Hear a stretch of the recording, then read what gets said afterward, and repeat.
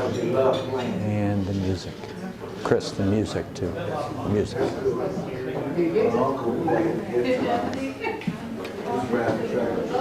Okay, folks, if I can have your attention up this way. For those of you that have your backs to us, this is where the rest of the evening is going to kind of be focused. So if you want to turn your chairs around so that you're not going to get a crick in your neck, I highly advise that. I went around and met some of you to let you know that you got appetizers right now, just to put some food in your stomach. But then we're going to give you some meat and potatoes, but then the real meat and potatoes are going to come after we give our presentation. Wanted to also let you know that we know that you're here to get some knowledge about some investments that are available to you out there, because it's impossible to make a good decision without reliable information. And so we're going to give you some of that this evening. And we're going to introduce ourselves here. I'm going to first introduce, well, actually, I know these two gentlemen for many, many years. We go way back. This gentleman here I've known for about 43 years, and he's married to the most wonderful woman in the whole wide world, and that's me. And my name is Connie. Kurt and I, we have been blessed with 2 children. Both are married. Our daughter Kelly has 4 daughters, she and her husband Mike, and our son Chris has 4 children, 3 girls and a boy. Just had a little girl about 6 weeks ago named Posey Patricia Jewel. And so she's kind of the jewel of our life right now. All of our grandkids are jewels. So I'm going to have Chris come up. This is our son, Chris. So it's Chris Whipple, Kurt Whipple, Connie Whipple. We're not related to the Charmin Squeezer, Mr. Whipple. And if you laughed at that, then we know your ages, because that's an old commercial, right? And the younger crowds don't laugh at that. They have no clue. Anyway, we're not related to Mr. Whipple, the Charmin Squeezer. So Chris, why don't you come up? And he's going to give you a little bit more information about our firm, and then we'll bring Kurt up, and we'll go from there. Awesome. Okay? How's everyone doing? Good. The sun was shining today. Woohoo! Come on. Any day, sun's out. If I wake up and the birds are chirping, it's time. I'm ready. Let's go. Hey, the first thing I want to say is I want to congratulate all of you for being here. There's a quote I find really interesting. I'm going to paraphrase it. It goes something like, "The true aim of education is not only knowledge, but knowledge and action." We can know a lot of things, but if we're not implementing those things, it's really hard to change. So you guys making the action step to be here is a choice that I really commend, so well done. Second thing I want to talk about, just as valuable, just as important, where are the restrooms? The restrooms are out this double door, to the left, down at the end, turn left, you'll find them right there, okay? We ask at any time, feel free, please stand up, use the restroom when you need. We just ask that if you leave, just come on back. We'd really love it if you came on back from the restrooms, you know? Awesome. All right, in front of you, you should have a green folder. I'm going to ask you to pull out a sheet called the response form. Looks just like this. Tonight, right now, we're just going to focus on this top box. Don't worry about the bottom here. In a few moments, I'm going to give you a minute to fill this information out. There's 2 reasons we need this. Number 1, the IRS requires we get the information so that as a business, we can use this dinner as a write-off. But number 2, we really wanted to sweeten the deal, sweeten the pot.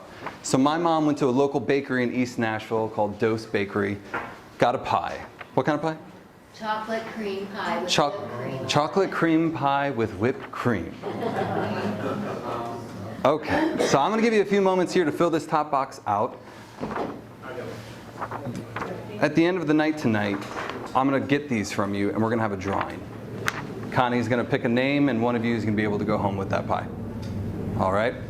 So go ahead and take a few minutes. There should be pens on the table. If you don't see the pens, or if you need another response form, please hold your hand up. We'll definitely help you out, okay?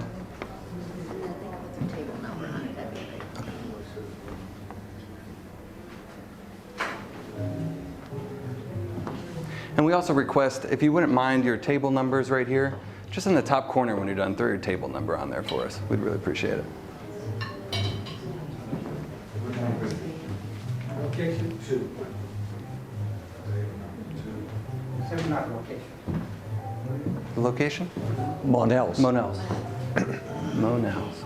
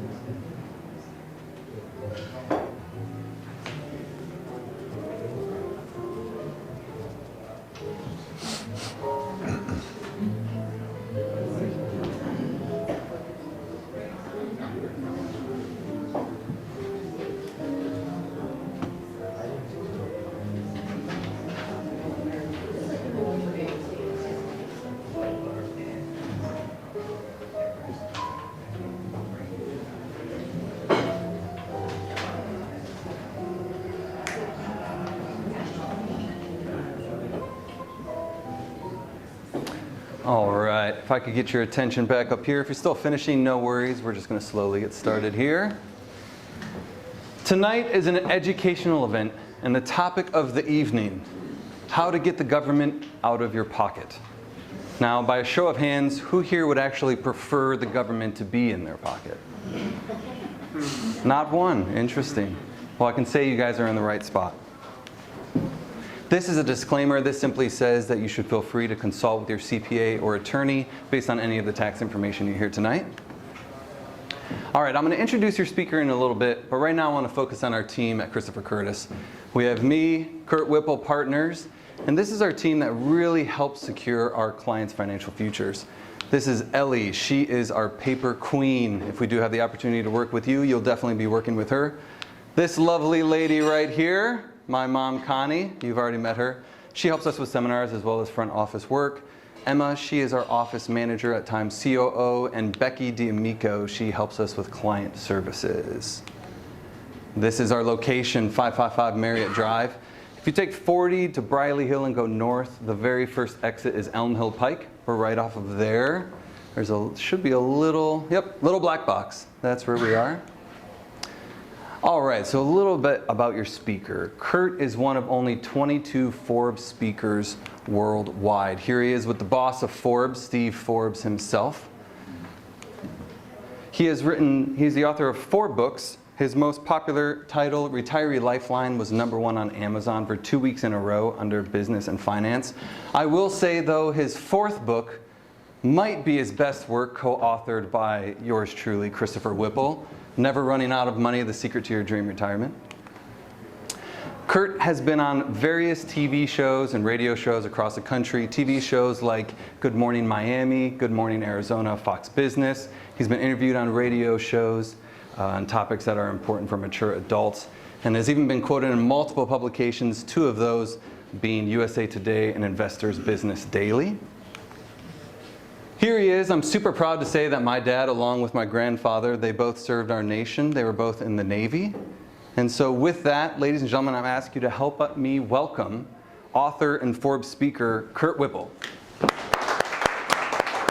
right, thank you, Chris. Thank you. You know what I like best about this picture is you can tell the resemblance, right, between that guy and this guy? Oh, now you're lying to me. I know you're lying, Robert. There ain't no resemblance. That guy's so much younger, you know. So anyway, yeah, we're proud to serve in the Navy and serve our country. I actually used to be a good-looking guy right there. I don't know what happened, but, you know, things happen as you get older, right? All right. So I'm going to start off tonight by asking 4 questions. Actually, 3 questions and a statement. All right, and I need your help with this. So please, help me right now by raising your right hand. Everybody get your right hand up. Everybody got it? All right, now say yes. Yes. Don't worry, it's not going to obligate you in anything, all right? All right, so I'm going to ask the questions. If you agree with what I put up here, please raise your hand and go yes. You with me? All right, number 1. Would you like to pay less tax on your IRA and 401k money? Yes. Thank you. All right, I like the participation. Number 2, would you like to retire without having to rely on Social Security? Yes. Okay, number 3, do you want the IRS out of your pocket in retirement? Yes, good. I like this. Now, number 4 is probably the most important one of all, so please pay careful attention, okay? Would you like to have enough money to never again have to fly Spirit Airlines? Raise your hand and say yes. Okay. All right. Has anybody here flown Spirit before? No? One person? Oh, let me tell you, it's an experience. All right, so let's move on. Tonight we're going to be talking about 5 different types of risk that you could be faced with as you either are in retirement or about to go into retirement. Market risk, tax risk, inflation risk, healthcare risk, and longevity risk, okay? We're going to start off first by talking about market risk. Now, there are things that can happen that you have no control of, but it can have a major impact on your retirement for good or for bad. Mostly for bad in these cases, but number 1, if the United States goes to war, do you think that could have an impact on your retirement account? Yeah. If we have another virus outbreak, could that impact your retirement account? Absolutely. Number 3, Do you think it's possible the guys and gals in Washington could have an impact on your retirement account? Yeah, but you might hear me say this once in a while. It's a term I picked up a long time ago. Boy, howdy. You know what I mean? That just means like, yeah, okay. So anyway, that's what can hurt us. Now, I want to show you a little bit about market conditions over the last 22 years, which is 23 years now, actually. So you can't read these numbers. I apologize for that, but I'll point it out to you. This is January 1st, 2000 right here. And in 2000, 2001, 2002, the market lost 3 years in a row. Never went up, just straight down for 3 years. People would come into our office and basically say, I'm not even opening my statement for my 401k. I'm throwing it on the counter because I don't want to look. You know, it's too depressing to look at what's happening to my money. The total loss for that 3 years was 44%. Now imagine that. You're ready for retirement and you suddenly lose 44% of your money that you're depending on. All right, well, the market came back. You know, you've always heard people say the market will come back. It always does. And it did. And it barely got you to break even. And then we hit 2007, 8, and 9. How many of you remember 08, right? In the calendar year, the market fell 37%. But from the peak of the market to the bottom of the market, it was a 55% loss in the market over a year and a half. Now that's scary when you see your money get cut in half in 18 months, right? Well, then all of a sudden it came back again. We hit our break-even point right here, but that was 10 and a half years down the road. Now, it is true the market goes down, it'll always come back. At least it has been in our lifetime, okay? The bottom line, though, is if the market goes down and you're retired and you're drawing income from your money and that's losing money, what's happening? You've got a death spiral on your investments, okay? Because you're pulling money out while it's losing money. That's a double compound. It really puts you in trouble.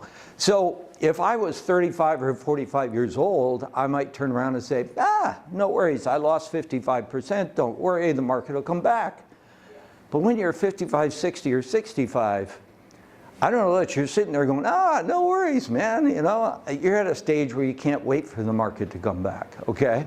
And by the way, don't get me wrong. I've been a stockbroker and a fiduciary most all of my career since 1990, all right? But the bottom line is, I like the market, but Chris and I consider ourselves consultants, not investment salespeople. We consult people. It's the first thing we do. And then if they want our help in investing, we will help them do that, okay? But we want to make sure people have a secure financial future.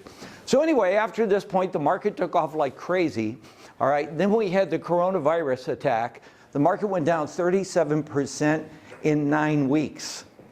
Now that's a heartbreaker, okay? Again, it bottomed out here, it came back up. All right, and then it came down again, and how many of you noticed in the last 12 months your accounts have gone down, right? The market's been losing money again. All right, so that's what we're showing right here. Now, here's what I want to show you.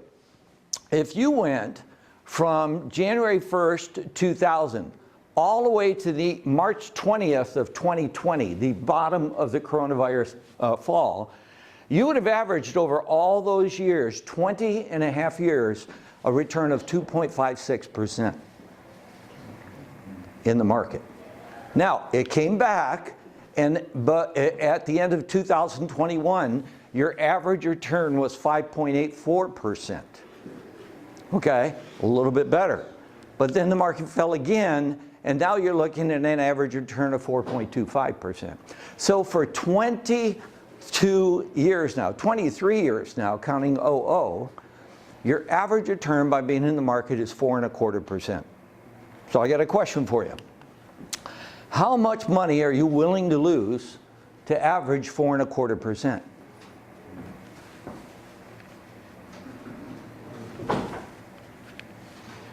All right, I'll let that sink in. Now let's move on again. All right. Now let me teach you this. That was then. This is now. Here's what I want you to see.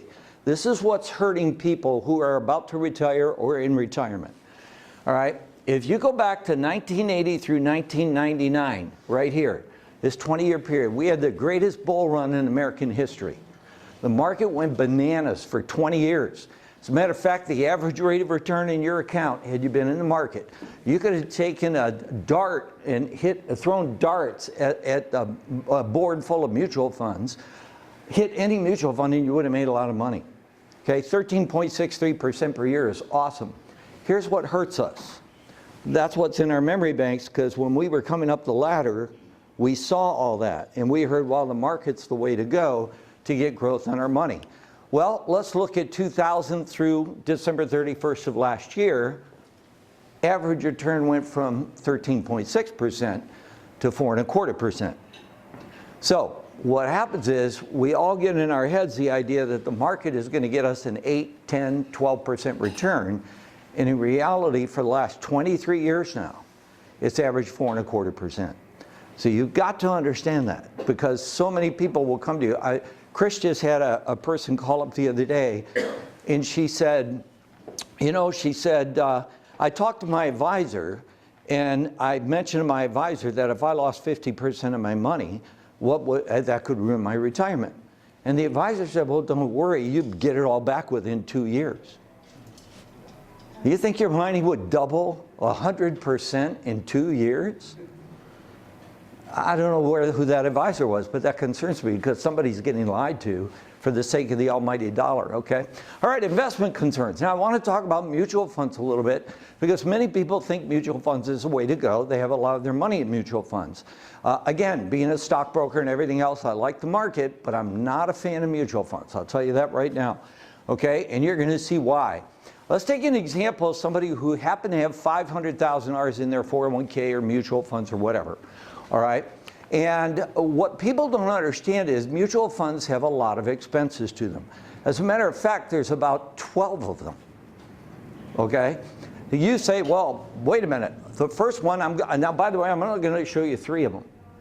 All right, the first one is an expense ratio. The numbers I'm going to show you right now are per the Wall Street Journal, not Kurt or Chris, all right? The Wall Street Journal says expense ratio 90% or 0.9%, just under 1%. You say, well, Kurt, that's not me. I've got Vanguard funds, or I've got Fidelity, really cheap Fidelity funds, whatever. I'm only paying 0.2%. That could be true, all right? I'm just giving you the average across the board for mutual funds. But the one thing you can't escape with any mutual fund are transaction expenses. Now, what is a transaction expense? Well, I want you to think about a mutual fund manager, and they might have $500 million or $1.5 billion they need to invest in for this mutual fund. All right, do you think that at the beginning of the year they're going to stay on all the same stocks for 12 months? Or do you think there's a chance that they might sell some of their stocks and buy others? They're going to buy and sell throughout the year to try to get a good return for their investors. They can't do that for free, folks. They have to pay a transaction charge to the Wall Street. Okay, now, 1.44% is the average expense. We'll talk more about that in a little bit, but I now want to talk to you about cash drag. What is cash drag? Cash drag, every mutual fund on the planet will always keep roughly 2 to 5% of their portfolio in money market accounts, stable value accounts. We call it cash, okay? It doesn't have a lot of risk. It just earns a very small amount of interest. Nowadays, Merrill Lynch is paying 0% on their cash account, okay? But the bottom line is cash drag, how that works is this. Let's say you had $100,000 and the market that year went up 10%. But 95% of your money was in the market. The other 5% was in cash. So you made 10% on the 95%. What'd you make on the 5% sitting in cash? Nothing. So you didn't make 10%. You made 9 point something percent. Because cash drag, by having money in cash, you lost 0.83%. Everybody with me so far? Okay, very important. This is very important stuff. Now, let's total of this, by the way, according to the Wall Street Journal, that's 3.17%. This is 3 of 12 potential expenses. All right, now, people say, well, yeah, but Kurt, how come I've never heard of cash drag? Or how come, I don't see transaction expenses in the prospectus when I get a mutual fund prospectus? The reason why is because the SEC said, Securities and Exchange Commission said, there is no way for the fund manager to know how many trades he or she is going to be making throughout the year. So therefore, it's just an expense of doing business, and it doesn't have to be in the prospectus. So you're paying it, but you don't know it. By the way, cash drag, not in the prospectus. Why? Well, the fund manager doesn't know, am I going to have 2% in cash or 4% or 5%? I don't know what I'm going to have in cash all year, so there's no way to tell you what your cash drag is going to be. These are just points of fact that are not in the prospectus. So you're just left to figure it out. All right, so now let's put some dollars and cents to it. If you had $500,000 in your retirement account, your expense ratio would cost you $4,500 a year. Your transaction would cost you $7,200 a year. Cash drag would cost you $14,150. That's $15,850, but we're missing one other thing I want to point out. If your money's in a 401k, a 403b, etc., all right, you're also getting a charge of fee by the 401k. That fee is typically about 1.25% on average. If you don't have it there and you have it with a broker, a stockbroker or what have you, the broker may be charging you 1% or 1.25% to manage your money for you. So either way, you've got this 1.25%. If we add that on top of the mutual funds, you got another $6,250. Now, if you do that for 25 years of retirement, how much money did you end up giving to Wall Street during your retirement years? You got $500,000. How much did Wall Street get over the next 25 years off your money? $500,000. How many of you would rather have that in your pocket than Wall Street's? Okay? We can show you how to do that. We can show you how to do that, all right? All right, moving on. Now, to justify the expenses I'm telling you about, I want to play for you a video, okay? This is a video. It's off of 3 TV shows. It's only 6 minutes long. One of them is called Forethought. Another, I think it's Frontline. There you go. I keep saying Forethought. Frontline, which you may not have heard of, but then there's also a 60 Minutes episode, and there's also a Morning Joe episode off CNN, okay, or MSNBC. All right, so I'm going to step back, let you watch this for 6 minutes, and then we'll continue on. All right, ready? I have a question. Oh, I already started. Can I get it after? Thank you. America's retirement crisis. It's tough to really worry about retirement right now. I guess plan B would be to keep working. My retirement plan is fingers crossed and pray, basically. Even if you have a 401k or IRA, will you have the money Probably you okay. need to retire? If you make $100,000 a year, you need $1.5 million to be okay. A lot of 401k programs are lousy. You put up 100% of the capital, you take 100% of the risk, and you get 30% of the return. Correspondent Martin Smith investigates. Make it simple. It's a question that can only be answered on what your risk appetite is. If you don't want making it simple, well, then I wish it was simple. If you want to gamble with your retirement money, be my guest. Tonight on Frontline, the retirement gamble. The 401k is one of the only products that Americans buy, but they don't know the price of it. It's also one of the products that Americans buy, but they don't even know its quality. It's one of the products that Americans buy, but they don't know its danger. And it's because the industry, the mutual fund industry, have been able to protect themselves against regulation that would expose the danger and price of their products. The effects of the current economic crisis have touched everyone. Even if you still have a good job and a paid-up mortgage, chances are your monthly 401k statement will remind you that you've lost a good chunk of your savings. Trillions of dollars have evaporated from those accounts that have become the prime source of retirement funds for a majority of American workers, affecting their psyche and their future. If you're still young enough, there's time to rebuild and recover. But if you're in your 50s or 60s or beyond, consequences can be dire.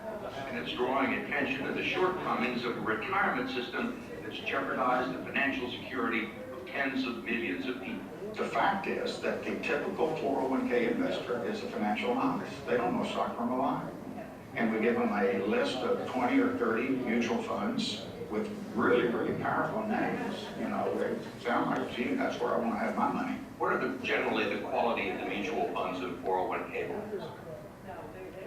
Mediocre. I'm being real honest with you, but half the funds on the list, really dogs, what people would characterize as dogs, shouldn't be on the list to start with. There clearly has been a raid on these funds by the people of Wall Street, and it's cost the savers and the future retirees a lot of money that would otherwise be in their account, independent of the financial collapse. Representative George Miller of California is chairman of the House Committee on Education and Labor and a staunch critic of the 401k industry, especially its practice of deducting more than a dozen undisclosed fees from its clients' 401k accounts. Now you've got a bunch of economic wizards jumping in and taking money out of your retirement plan, and they don't want to tell you how much. You can't decipher it in simple English, and they're not interested in disclosing it or having any transparency about it. And most of the people that look at their 401ks have no idea that these fees are being taken out. No. Where would you find it? Where would you find these fees in this prospectus? You can look on any page you want, and when you're all done reading it, you will find some of the fees and the commissions here, but you won't find them all, and I bet you won't find half of them. There are legal fees, trustee fees, transactional fees, stewardship fees, bookkeeping fees, finder's fees, and the list goes on and on. Miller's committee has heard testimony that they can eat up half the income in some 401k plans over a 30-year span, but he has not been able to stop it.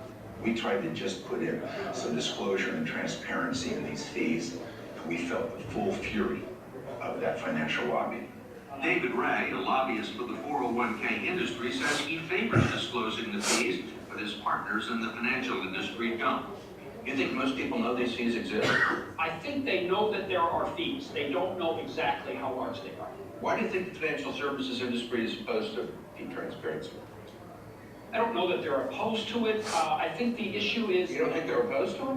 Well, they want to keep... You're a lobbyist in Washington, right? You know they're opposed to it. George Miller hasn't been able to get a bill to the full. I think they want to keep the systems as simple and not make changes. They like the way things are, and whenever you push people out of their comfort zones, you know, it's an issue. I mean, they're comfortable with the situation because they're making a ton of money, or they have made a ton of money. With us now to unveil this week's new issue of Time Magazine, Time's managing editor, Richard Stengel. Rick, what are we looking at this week? Well, we're looking at a subject that is bothering millions and millions of Americans, 70 million Americans to be exact. It is the problem of 401ks and why we need to retire the 401k and why it's not working for millions of Americans. So what do we do instead? Well, what we propose instead is an insurance pension plan, where instead of paying that money into a 401k, you pay it into an insurance plan that guarantees you a pension. And that seems fair. I mean, the problem with the people who have lost all their money in their 401ks is that 401k, isn't it supposed to be what you have when you retire? Why don't you put money, 60% of your salary, into something that is a risk? Well, it's a risk, and then it's also something where you deplete it. I mean, it's basically a bunch of cash that you have when you retire, and you're supposed to take out 4 or 5% a year. I mean, and everyone's just a smart thing to do. It was. There's a whole business. I'm not sure it wasn't. It's not even 30 years old, right? So you have a whole class of people who have grown up, these investment advisors, who take this thing and are telling you to be something that nobody has tested or not. It's like a vaccine that they haven't really tested, and they don't know what the long-term influence is. So I hope you heard two things in there. Number one thing he said was, the one guy, George Miller, said, you know, people can lose 50% of the money they're saving, all right, over a 30-year period. I just showed you that over a 30-year period, 25-year period, a $500,000 account would lose $552,000 to 3 fees. Are you with me? So that is the issue. All right, yet so many people still, their whole future is tied up in mutual funds and 401ks. Now, don't misunderstand me. 401ks can be extremely valuable. I'm not against 401ks. They are expensive, but they're valuable. Why? Especially if your employer is matching what you put in. If you're putting in X dollars and your employer is giving you free money, you got to do it. Because the bottom line is you're making free money. Even with the fees, you're ahead of the game. Everybody with me? What I'm talking about more than anything, ladies and gentlemen, is the idea of having an old 401k from a previous company that's just sitting there because you don't know what to do with it. You're paying all these fees and all these costs and taking all that risk, and who's helping you watch that money? Nobody. All right? Or let's say you have a job and you're putting money into a 401k, but you're not getting a match. Not a good idea. There's just far better ways to invest that money without the 401k. Okay, so they can be good, but be very, very careful about it. Now, some people turn around and they say, well, Kurt, you know, the bottom line is that, you know, if anything goes, whoops, I was moving the cursor off the screen. All right, the bottom line is that I've got bonds, and bonds are safer than stocks. So, you know, we came up in the 80s and the 90s and even the first 20 years of this century, and that was somewhat true. Why? Because when interest rates go down, the value of bonds go up. So if that's the case, what happens when interest rates go up? What do bonds do? They go down. What have interest rates done in the last 12 months? Okay, so now here's my question. Where's your safe haven? You're going to lose money in bonds and stocks. Doesn't matter. Okay, now I love this slide. Why? Because the red shows from 1900 through 2010, and I'm not worried about beyond because 1980, 81 are the 2 years I want to show. This peak right here shows how much money bonds lost during our last period of inflation. Anybody want to guess? How about 68% loss in the value of their bonds? Why? What happened to interest rates in 80, 81? Some of us have been around long enough to know about that. Man, that's when you can get a bank CD paying 14% or 15%, right? Pay 17 for your house. Yeah, exactly. Exactly right. All right. You know what's up. Okay, so now recovery. Well, let's say you lost 50% of your money in a market crash and you got a 6% rate of return. Now, I just told you a minute ago that the average of the market for the last 23 years was 4.25. So let's say you got a 6% return. How long to break even? 11.6 years, just to get back to square one. And that's assuming you never need any money out of your account.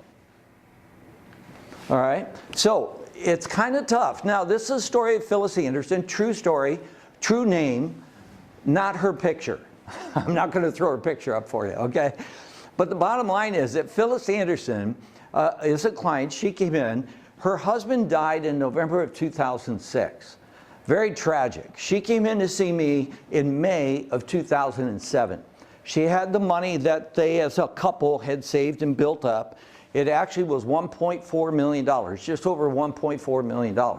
She came in and she was trying to decide what to do with that money.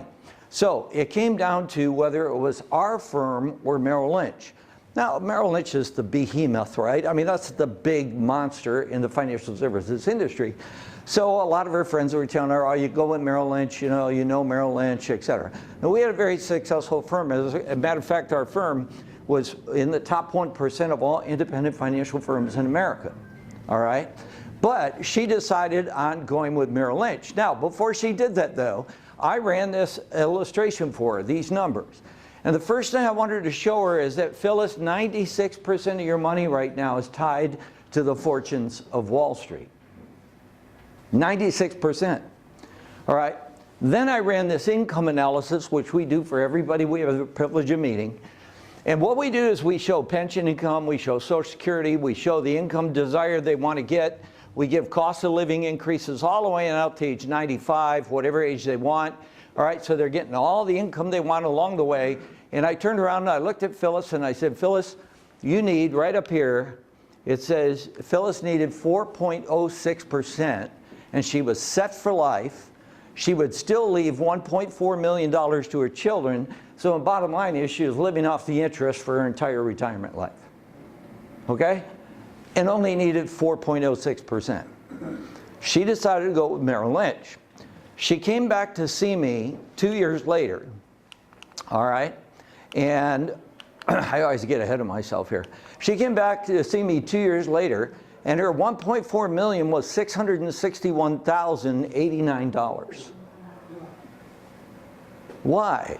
She went through the 08 crash.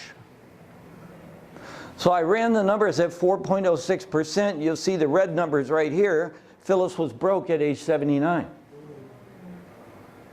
She went from set for life, never again worry about my money, to broke at age 79 because she had 96% of her money in Wall Street. Now again, I like Wall Street. I'm not saying don't have money in Wall Street. Chris and I both feel that way. But don't have 95% of your money in Wall Street. Okay? And by the way, if you're thinking the bank, well, the banks may not get you everything you need either. Now, I know rates are up right now a little better than they used to be. You can get 3-4% or so. That's pretty cool. But the bottom line is, with inflation at 6.5 or 7, if you're earning 3 or 4, where are you at? You're losing money, your buying power, okay? All right.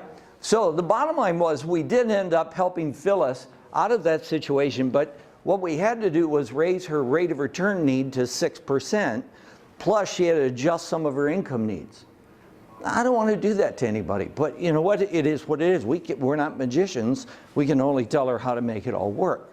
All right, so that's market risk. Next is tax risk, okay? Now, this is Tom, real person, made up picture, okay? Tom came to me. He had 90% of his money in pre-tax money, 401k, IRA, et cetera, all right? 90% of his portfolio. All right, he came to me and said, Kurt, I want to pay off my mortgage. I only owe $50,000. I'd really like to get $50,000 to pay off my mortgage. Well, I said, Tom, the only problem is that you're only going to get $35,000. But why? I said, because you got to give $15,000 to Uncle Sam. Because it came out of his IRA 401k, he had to pay tax on it. Are you with me? Okay. Now, Tom said, well, Kurt, how much money do I need to net $50,000? The answer was $71,428. So he had to take out an extra $21,000 to pay off a $50,000 mortgage. Now, how many of you would be excited if you knew you had to spend $71,000 to pay off your $50,000 mortgage? That just would not sit well, right? So that's what Tom learned about having too much money in pre-tax money is 42% more, all right? So what does this mean for your IRA? Well, this is just a sample statement. You can't see it right here, but it says that this person has $376,000 in their 401k. The biggest mistake Chris and I see people make in retirement is that they look at that balance and go, okay, we got $376,000. Let's see, can we make that work? They forget about taxes. So now, if you take this out with taxes, you're going to get $282,000, meaning you left $94,000 to the IRS of what you spent 40 years trying to build. Now, there's a saying, if you lose money in the market, don't worry, it'll come back over time. There's another saying, when you lose money to the IRS, it's gone forever. You never get the IRS money back, right? You with me? All right. So, a lot of people say, yeah, but Kurt, my CPA says my taxes will be lower in retirement. Okay. Well, that could be true, but I doubt it. And let me tell you why, okay? Number one is, this is the tax tables from 1913 all the way through 2021. I don't have 22 up there, but it's the same as this year, okay? Now, here's what I want to show you. During Franklin Delano Roosevelt's reign as president, the top tax bracket was 94%. You got to keep 6 cents of every dollar if you were in that tax bracket. During John F. Kennedy's reign, the top tax bracket was 91%. You had to keep 9 cents of that one. Well, right now, the top tax bracket is 39.6%. But I'm here to tell you, if you're making under $360,000 a year as a married couple, you're in the 24% bracket. That's a whole lot different than 94 and 91 and all that. Even different than 40%. Are you with me? If you're making under about $125,000, you're in the 12% bracket. Well, that's about as cheap gets. Yet how many CPAs are telling their clients, oh, max out your 401k, max out your 401k, you're going to save 12%. Okay, but then what am I going to pay down the road when I want to take my money out? All right, how many of you know our country's in debt? Right? Does anybody know what the recent debt level is? Anybody watch TV or no? It's $32 trillion now. Now, I'm going to put that in perspective for you. If you took 1 trillion seconds, not minutes, seconds on your wristwatch, that is 32,000 years. We owe 32 trillion. I want that to sink in a little bit. Now, next question. How many of you really believe taxes will drop significantly in the years to come? How much money is Washington spending regardless who's in charge? They spend and they spend and they spend and they print money and print money and print money. So folks, I'm here to tell you the key to your future is not just about how much can I make on my money, but how little tax can I pay on my money. Okay?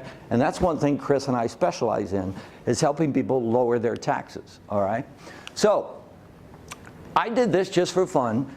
Nancy Pelosi and Alexandria Ocasio-Cortez came out in the newspapers and they made a very strong statement. They said that their goal, okay, is to take the tax brackets back to the 1980 tax tables. Okay? So I decided, well, let's see what that would do. Well, in 1980, the top tax bracket was 70%. All right?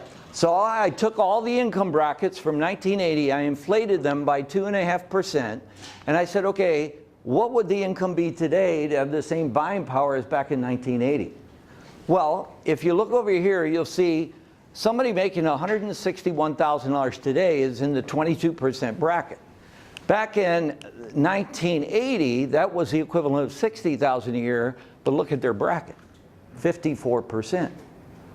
54 compared to 22. Okay, so now, with the debt we have as a country, with talk about going back to higher tax brackets, okay, would you rather pay the tax at today's rate and get it all tax-free in retirement, or would you rather pay 54% down the road when they come out and say, hey, we got to raise your taxes?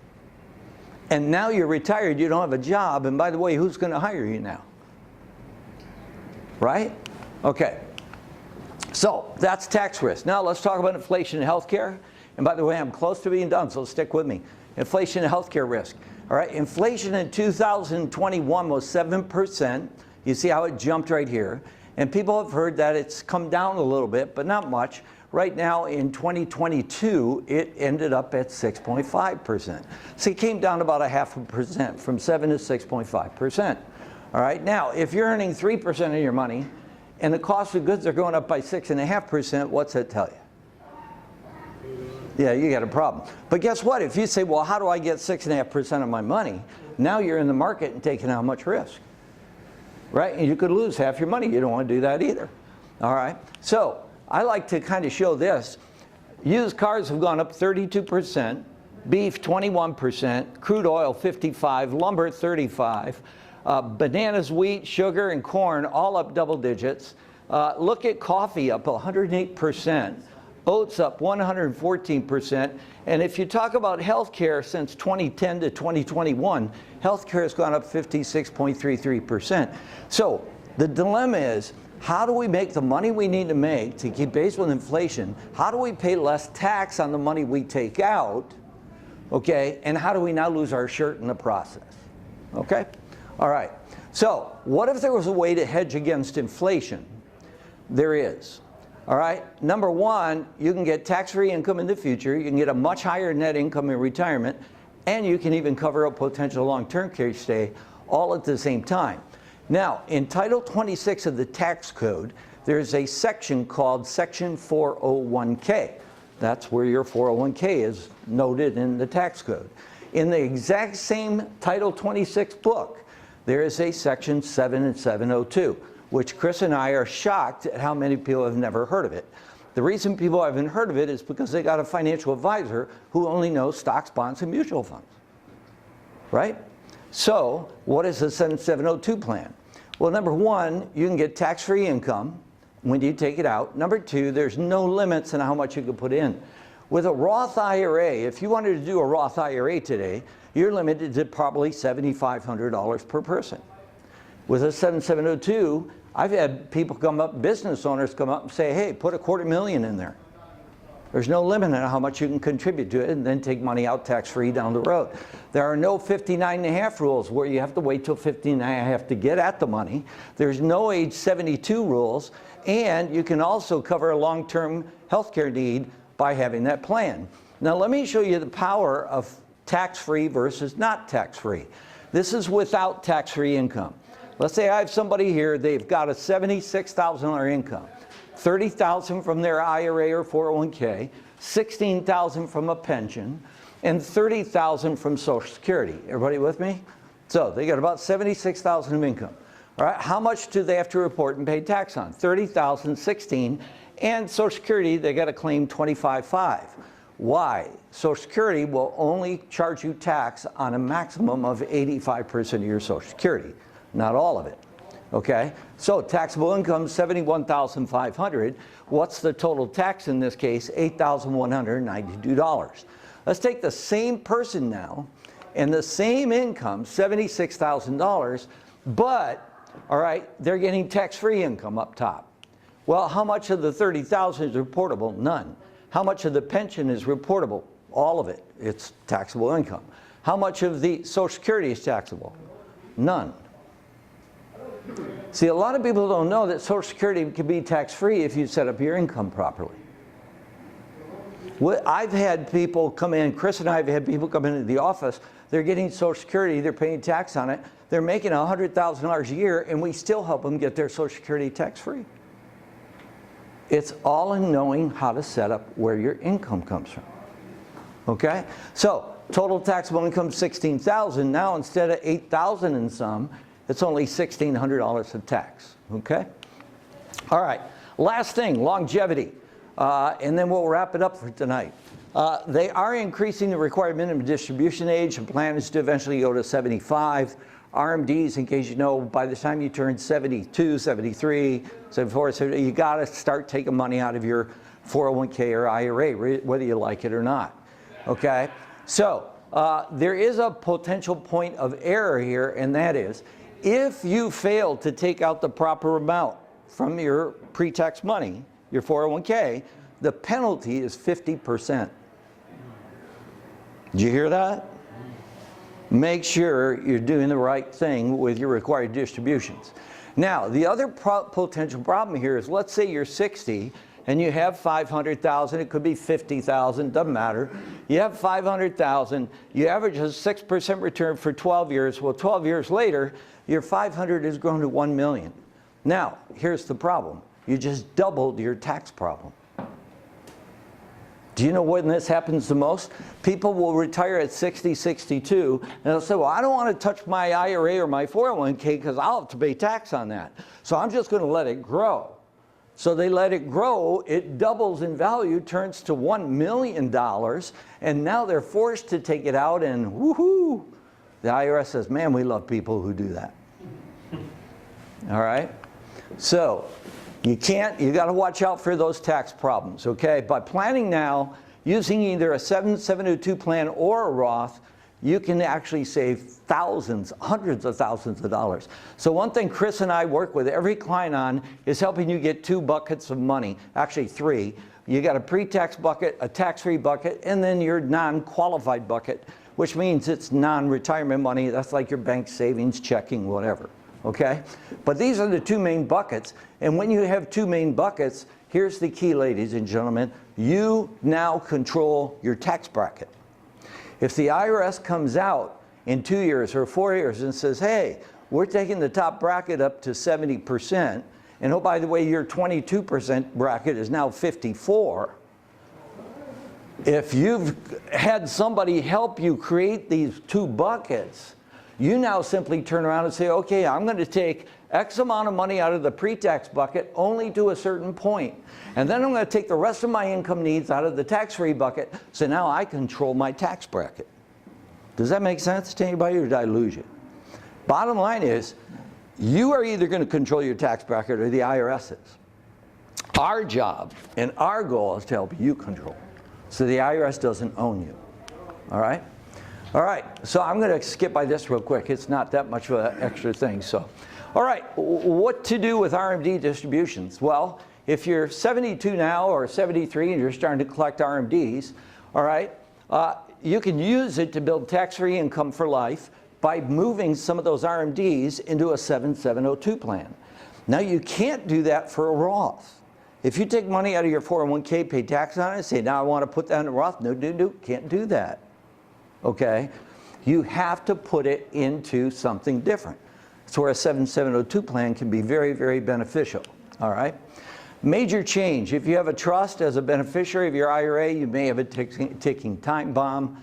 The bottom line is that it used to be we had stretch IRAs where you could leave IRA money or 401k money to beneficiaries and they could stretch the income over their lifetime. That's gone. They now have to take the money out within 10 years. All money must be liquidated from pre-tax accounts within 10 years, okay? All right, who would you rather leave your IRA to? Your spouse, your children, or the IRS? I think I know everybody's answer, right? All right, Roth IRA conversions, there is no limit. You can take as much money as you want out of your pre-401k IRA and move it to a Roth. Now, there are taxes involved when you do that. Our job is to make sure you pay the least amount of tax, and we make sure that you take out only so much money that it doesn't throw you in the next tax bracket. There's a strategy to doing that properly, okay? All right, this is a Roth conversion I did for a client. Chris and I did, and you'll see here, taxes saved. We only transferred money to a Roth for 6 years, and at the end of 6 years and throughout, they saved $162,000 in taxes by doing Roth conversions. So they can be very, very powerful. There is no RMD with a Roth. You decide when you want to make distributions. It's uninterrupted tax-free for life if your kids inherit a Roth, or a 7702, nobody ever pays tax and there's no 10-year requirement to liquidate the account, okay? All right, so in closing, yay, he's done. Now we can eat. All right. In closing, so far, what have you learned? You've learned there are 5 different types of risks that can destroy your retirement. You've learned that the wrong type of market investments can mean hundreds of thousands of dollars going to Wall Street instead of your retirement, okay? You've learned that it's critical to have a tax-free bucket and a pre-tax bucket, all right? And bonds, especially bond mutual funds, are not a safe haven for your money right now. The importance of offsetting inflation and minimizing taxes, all right? And then key strategies for handling required minimum distributions to maximize your income and control your taxes. And then finally, how a 7702 plan can help get the IRS out of your pocket. All right, so I saved the best for last. Should anybody in the room decide that you'd like to come in and chat with us, let me tell you how we work, okay? Number one, the first time that you would come in, should you want to, it's just going to be a Q&A time. Chris and I are going to sit there for an hour, hour and a half, and just ask a lot of questions. We want to know, what do you need, what do you want, when do you want to retire, how much income do you need, et cetera, et cetera, et cetera. We're going to dig deep. We're going to say, what are your dreams for retirement? What's your bucket list? What do you want to achieve? We just had a couple in not long ago, and he said, we want a brand new beach house down on the coastline of Alabama. He said, my wife definitely wants to renovate our home here in Tennessee, and we still need this amount of income. And we were able to put that together and show them, no problem, go for it. Go buy the house, go, you know, whatever. And they had some good money, but they weren't filthy rich by any means, all right? So the bottom line is, we'll invite you back for a second visit. In the second visit, we are going to have a complete financial, these are only 2 pages. We are going to have a complete financial plan ready for you. Now, by the way, this software was designed and created by yours truly in 2001. Right now, there are financial advisors around the country, hundreds, who are using this software to do their service for their clients. In Tennessee, there's only one person that has this, and they're in Knoxville. So if you want to go to Knoxville, you can go there to get it, but you can stay here and we'll do it for you, right? But the bottom line is that we do this plan. The first thing we're going to do is show you how much risk you're currently taking. But here's the next thing, which is really, really powerful. you will now have a report card that will show you every single year from now to age 95, 100, whatever age you want it to be, what your balance needs to be for you to be on track for all of your retirement dreams. You will never again wonder, do we have enough money? You will never again wonder, can we afford to do this? Can we afford that trip? Can we buy that new car? That'll all be gone out the window. We'll make sure you have complete confidence and clarity about that. We'll show you the income that you're going to be taking, and we'll give you a cost of living increase every single year along the way. So you're going to have a complete laid out plan, not just saying, oh, you know what, if you do this, and it should be okay. No, no, no. It's going to be in black and white. You're going to see the numbers, and you're going to have confidence that your retirement's going to be everything you want it to be. We do this. We present it in our second visit. In the second visit, from time to time, people say, man, let's go, guys. This is awesome. Let's do it. But we want you to know we give everybody the opportunity and say, look, you want to go home and think about it, pray about it, be our guest. Ladies and gentlemen, we don't want you to even consider working with us or being clients of ours unless you really want to be, right? I'd rather have fewer clients who want to be clients than a bunch of clients who didn't want to be clients. So therefore, we're very, very easygoing, okay? You're welcome to go home. You come back for a third visit. The only thing we ask is before you leave the second visit, you book time for the third visit. If between second and third visit you say, we're not going to move forward for whatever reason, okay, then you call us and cancel the third visit and we're done. But you paid us nothing. Now, why would we do that and not charge you? Because in our eyes, if we do our job properly, you're going to want to be a client. If we don't do our job properly, we don't deserve to get paid. We don't deserve to have you as a client.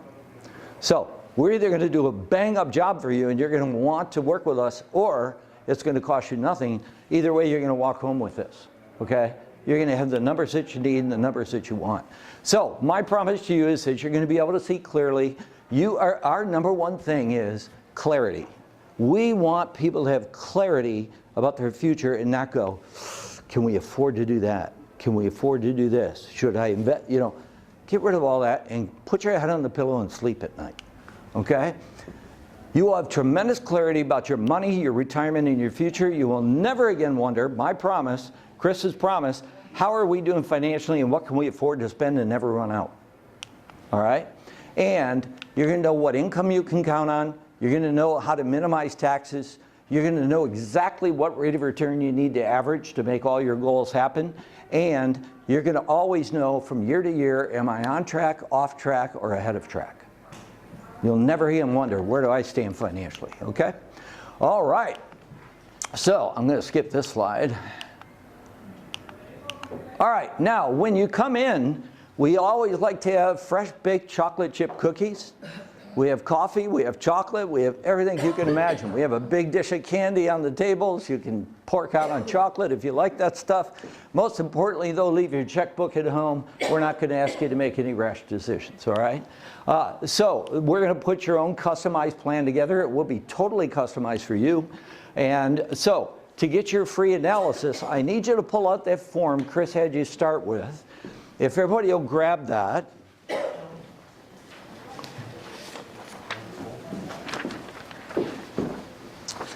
Now, if you notice, toward the bottom of the form, or in the middle, there's a red box with some red writing. It says, yes, we are interested in meeting.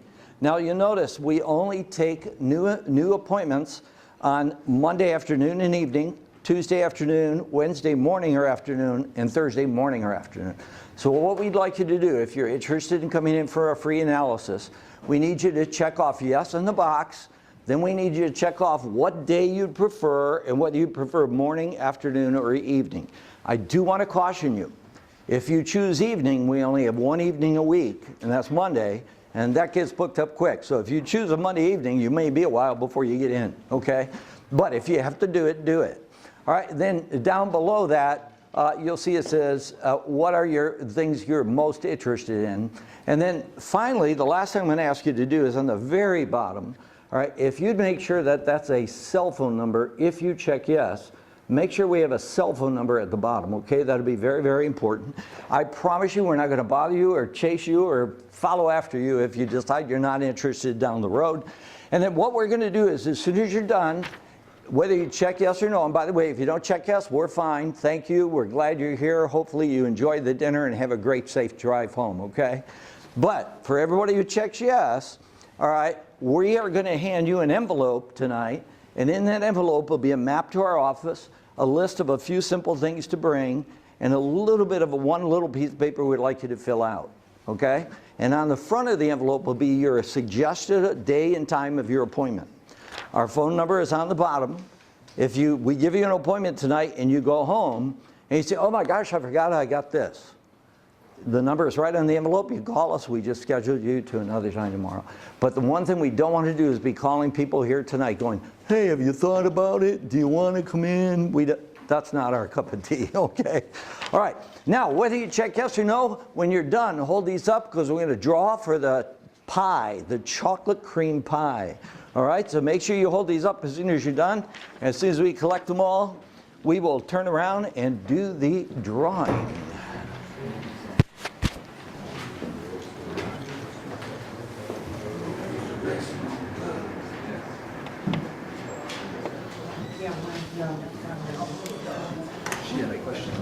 Oh, yeah, I'm so sorry. That's okay. That's fine. So what I was seeing you were saying there, if you were only making 4.25 or whatever, yet your fees are more than that, you've lost every year. You're not making anything? Yeah, basically. Yeah, I mean, You're paying out more in fees than you well, average. in mutual funds,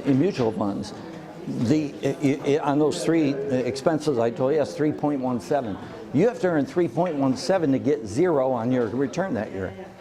So they're making the first 3.17. If you're saying there's 12, that could be a whole lot more than what your 4 point whatever it is. Yeah, yeah. On average. Yeah. And you're right about the fact that what happens if you happen to hit one of those unfortunate times, when most of your money goes in and it drops, and it takes so long to build it back up. Oh, yeah. You know, I've seen charts like that where it really has a lot to do with when the Oh, market yeah. goes down. People's lives can be ruined. Because it doesn't go back to that. That's right. You're absolutely right. So they don't go over? Yeah, go ahead, babe.